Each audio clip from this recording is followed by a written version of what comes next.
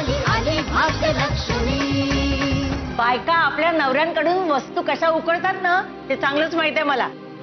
आता मी कसं सांगेन यांना की दाऊंच्या पैशातून मला मंगळसूत्र आणून द्या म्हणून। असं मग तुझा नवरा कुठे कमवायला जाणार होता ग? तुला माहित नव्हतं का त्याच्याजवळ जे आहे ते सगळं दाऊंचंच आहे। तो कुठे ओझीबाईला जातो का, कुठे काम करायला जातो का? मग तो दाऊंच्या पैशातनं नाही देणार तर कोणाच्या पैशातनं देणार? हा रडतेस काय? जा बाजारात जाऊन अळू घेऊन ये जा। संजय आणि बाळ बेपत्ता आहेत। हो मला गोदावतीने सांगितलं, आम्ही त्यांनाच शोधत होतो। तुम्ही दोघंही माझ्यापासून काहीतरी लपवताय।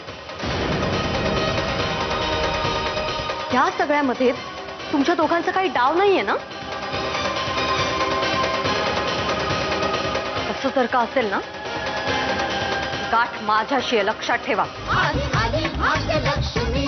आता जन्माचा ओंकारा रोज उजळे ग सुखानी। पोटी भरा ते पहाट तिच्या सोना किरणानी।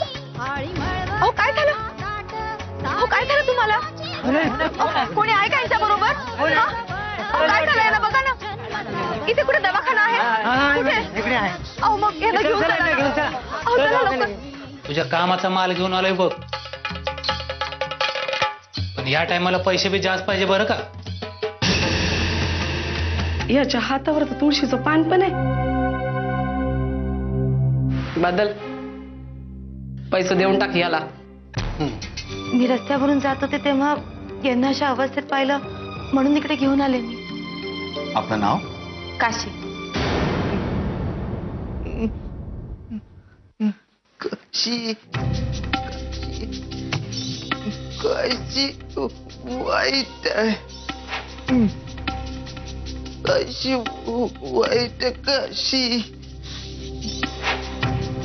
खूप दुष्ट आहे ती। किती कम नशीब आहोत आपण। आई भिराईने मोहत्यांचा वारस आपल्याकडे पाठवला आणि आपण त्याला ओळखू शकलो नाही। तरी मी सांगत होतो, त्या बाळाला पाहिल्याबरोबर मला लहानपणचा संजय आठवला। त्याच्या हातावरही तसंच तुळशीचं पान होतं। सगळं संपलं गोदावरी, सगळं संपलं। माझी खूप मोठी स्वप्न आहे आणि काय पुण्यामध्ये ना मला मोठा बंगला घ्यायचा आहे। 50 लाख रुपये हवेत। किती? 50 लाख। काय? 50 लाख? हो, 4 दिवसात तू मला 50 लाख रुपये दे, नाहीतर तुझं खरं रूप सगळ्यांसमोर आणायला मला वेळ नाही लागणार, कळलं? मला शोधायचा प्रयत्न करू नका, मी परत नाही येणार। मी तुम्हाला पोरगा नाही देऊ शकले, माफ करा।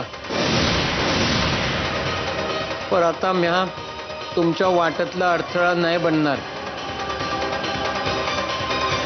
तुमची कोयना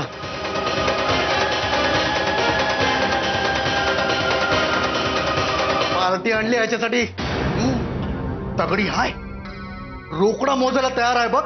त्यांना म्हणावं 2 दिवसानंतर या। 2 दिवस हे बाळ माझ्याकडेच ठेवणार आहे। अगं पण सुंदरात आहे, अगं काय काय बोलून राहिलीस तू हे? अगं पार्टी पैसे घेऊन आली बघ। पैसे पैसे म्हणून काय करून राहिलास र? हा म्हणलं ना एकदा 2 दिवस माझ्याकडेच राहणार आहे म्हणून। फार लळा लागलाय बघ ह्याचा मला। आणि त्यांना जर इतकीच घाई असेल ना तर म्हणावं नाही देते पोर। मी जेव्हा घराच्या बाहेर पडले तेव्हा रस्त्यावर एका माणसाला बेशुद्ध अवस्थेत मी बघितलं। त्याला जेव्हा मी दवाखान्यात घेऊन गेले तेव्हा डॉक्टरांनी त्यांना तपासलं आणि सांगितलं की ते मानसिक रुग्ण असावेत म्हणून। तू त्या माणसाची मदत केलीस ना, बरं केलंस। माझ्या मनात एक प्रश्न आहे, ते काशी या नावाला का घाबरत होते? आणि बिचारे आता कुठे कोणत्या अवस्थेत असतील काय माहिती?